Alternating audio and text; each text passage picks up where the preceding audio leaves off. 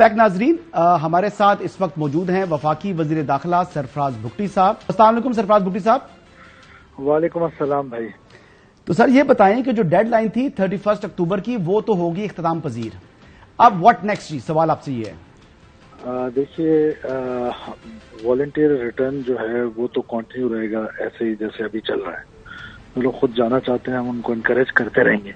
Meanwhile हमारे provincial governments और जो हमारी स्पेशल टेरिटरीज हैं वो और फेडरल गवर्नमेंट, हमने जहां जियो फेंसिंग की थी, जहां हमें मालूमात थी, जहां जहां इलीगल एलियंस रह रहे थे, हम उनको पकड़ना शुरू करेंगे, बल्कि पकड़ना शुरू कर दिया है। उनको लेके जाएंगे उन डिपोर्टेशन सेंटर्स में, वहाँ सेंटर से उनको फिर जैसे आज सुबह 6 बजे के करीब इस्लामाबाद से 2 बसेस जो हैं वो रवाना की थी तोरखम की तरफ। सिमिलरली हर प्रोविंशियल गवर्नमेंट जो है वो उन सेंटर्स में रख के अपनी कैपेसिटी के मुताबिक और फिर उनको आगे भेजते रहेंगे टूवर्ड्स बॉर्डर्स जो जिस मुल्क से होगा।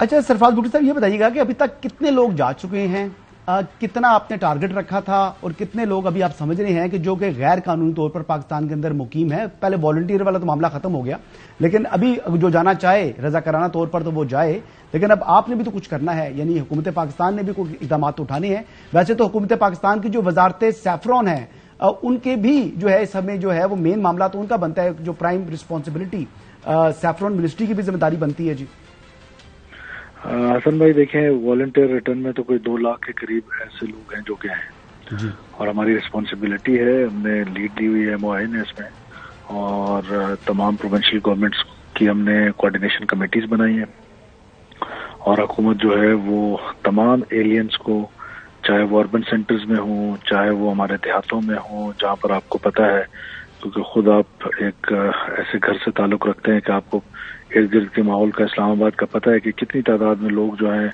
हमारे पोटोहार रीजन में स्पेशली और फिर बाकी खुशाब में, एवरीवेयर इन पाकिस्तान, वहाँ पर ये लोग बसगरी का काम करते हैं, जमींदारी का काम करते हैं। तो हमें मालूम है कि कौन कहाँ है। तो हम अपना पूरा एक जो क्रैकडाउन है वो कर रहे हैं, उनको पकड़ेंगे, उनको लेकर आएंगे इज्जत के साथ, एहतराम के साथ, डिग्निटी के साथ। कोई मैन हैंडल नहीं करेगा, उनको सेंटर्स में रखेंगे, वहाँ उनको खाना और मेडिकल फैसिलिटी जो हमारी कैपेसिटी है उसके मुताबिक देकर और फिर बॉर्डर्स पे भेजेंगे। और ये डेली का ऑपरेशन होगा, डेली लोग जा रहे होंगे, कितनी तादाद में जा रहे होंगे। और मैं वैसे भी फिगर्स में इतना ज्यादा फोकस्ड नहीं रहता हूँ बिकॉज फिगर्स कभी वेरी करते हैं, कभी ज्यादा लोग हो जाते हैं, कभी अचानक कम हो जाता है। तो ये इसी तरह का एक ऑपरेशन चल रहा होगा। जी चौधरी साहब।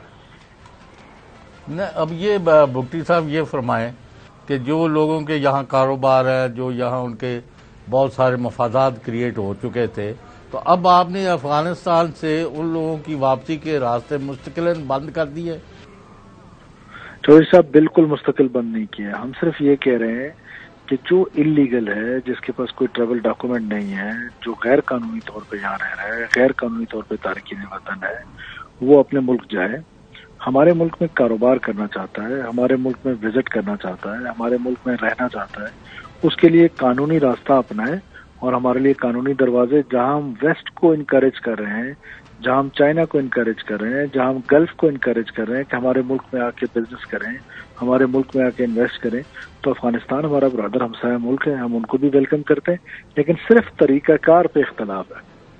इख्तलाफ इस पे नहीं है कि वो यहाँ कारोबार ना करें, वो यहाँ रहें नहीं। इख्तलाफ इस बात पर है कि कानूनी तौर पे रहें, हमारे रेडार पे हों, हमारे टैक्स सिस्टम के अंदर आ जाएं, हमारे जो हमारा स्टेट का एक क्राफ्ट है उसके अंदर आ जाएं, बजाय इसके कि इलीगल एलियंस बन के हमारे सोशल फैब्रिक को तबाह करें, हमारे क्राइम में हिस्सा डालें, हमारे जो हमारा इंफ्रास्ट्रक्चर है उसको बगैर किसी टैक्स नेट के यूज करें, जिसमें हॉस्पिटल्स हैं, जिसमें ट्रांसपोर्ट है। तो जाहिर है वो हमें कोई ना कोई कॉस्ट तो पड़ रही है उसकी। अच्छा सरफराज भुट्टी साहब ये बताइएगा कि कितना वक्त जो है, आप कहते हैं मैं टाइम तो नहीं दे सकता कि रोजाना जो है फिगर्स में नहीं जा सकता, लेकिन एक कुछ खाका तो आपने ध्यान में रखा होगा। क्या आपकी जो निगरान हुकूमत है, इस निगरान हुकूमत के टेन्योर के अंदर ये तमाम गैर जो कानूनी तौर पर पाकिस्तान के अंदर गैर मुल्की रह रहे हैं, इनका इनखलाब मुमकिन हो सकेगा, या कम से कम 80-85% ये लोगों को आप पाकिस्तान से निकाल पाएंगे? क्या ये चीजें आपको स्ट्रीमलाइन कर पाएंगे जो आपके पास जो इस वक्त जो वक्त है उस वक्त के अंदर?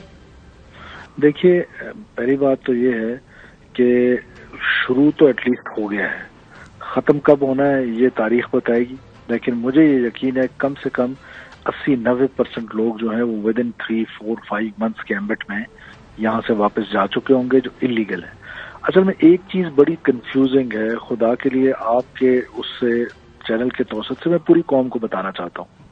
ایک تو یہ کوئی ایتھنک ڈرائیو نہیں ہے کسی اسپیسیفک ایتھنک گروپ کے خلاف، نمبر 1۔ نمبر 2، یہ کسی ملک کے خلاف نہیں ہے۔ ہم تو یہ چاہ رہے ہیں کہ ہمارے ملک میں تارکین وطن جو غیر قانونی طور پر رہ رہے ہیں، جن کے پاس کوئی آئیڈینٹی نہیں ہے یا جنہوں نے ہماری آئیڈینٹی تھیفٹ کی ہے، یہ بہت امپورٹنٹ پوائنٹ ہے، اس کو سمجھنے کی کوشش کرنی چاہیے کہ جنہوں نے 2 نمبر شناختی کارڈ بنایا ہے، جنہوں نے نادرا کے اندر گھس کے نادرا کے سسٹم کو بریچ کر کے یا نادرا کے ساتھ مل کے کوئی پولیٹیکل انٹرفیئرنس پہ کوئی رشوت دے کر لیکن اپنے آئی ڈی کارڈ بنا لیے، وہ بنیادی طور پہ پاکستانی نہیں ہے۔ ایک وہ جنہوں نے جعلی شناختی کارڈ بنایا ہے، جنہوں نے جعلی پاسپورٹ بنایا ہے، یہ 2، اور تیسرے وہ جن کے پاس کوئی ٹریول ڈاکومنٹ نہیں ہے۔ یہ ہمارے ٹارگٹ میں ہے۔ اس کے بعد پھر سیکنڈ فیز آئے گا، پھر تھرڈ فیز آئے گا۔ ظاہر ہے یہ لمبا اسٹیٹ کی ایک پالیسی ہے، یہ ایسا نہیں ہے کہ یہ 1 مہینے میں ختم ہو جائے گا۔ It will definitely take some